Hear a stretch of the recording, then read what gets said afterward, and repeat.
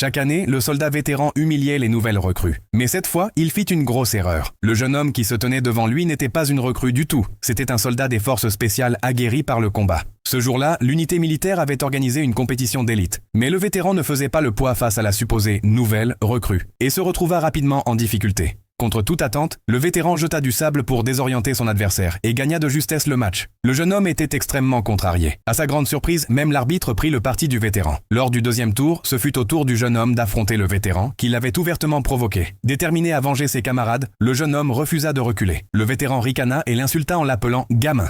L'arbitre décida de régler cela par un affrontement sans règles. La condition était simple. Celui qui faisait mettre l'autre à genoux et supplier pour sa vie remportait la victoire. En entendant cela, le vétéran s'excita encore davantage. Il sortit une dague de sa ceinture et la tendit au jeune homme, déclarant que si celui-ci parvenait à faire couler ne serait-ce qu'une goutte de sang, il admettrait sa défaite. Le jeune homme n'avait pas peur. Ses compétences lui donnèrent la confiance nécessaire pour relever le défi. Quand le commandant de compagnie donna le coup de sifflet, les deux commencèrent immédiatement le combat. Lors des premiers échanges, ils se rendirent coup pour coup. Le vétéran sous-estima le jeune homme, mais dans un moment d'inattention, il reçut un coup de pied à la tête. Bien qu'on le prît pour une nouvelle recrue, le jeune homme avait subi la discipline militaire de son père depuis l'âge de 7 ans. Cependant, le vétéran n'était pas un soldat ordinaire non plus. Il était le meilleur dans tous les domaines de l'unité. Le premier round se termina sur une égalité. Le vétéran fut choqué par la force du jeune homme et entra dans une colère noire. Lors des rounds suivants, les deux hommes se donnèrent à fond, sans plus se retenir. À un moment, le vétéran tenta de saisir le jeune homme par derrière, mais celui-ci réagit rapidement et le blessa avec la dague. En voyant le sang, le commandant de compagnie siffla pour arrêter le combat. Le vétéran regarda la coupure sur sa poitrine et comprit qu'il avait perdu.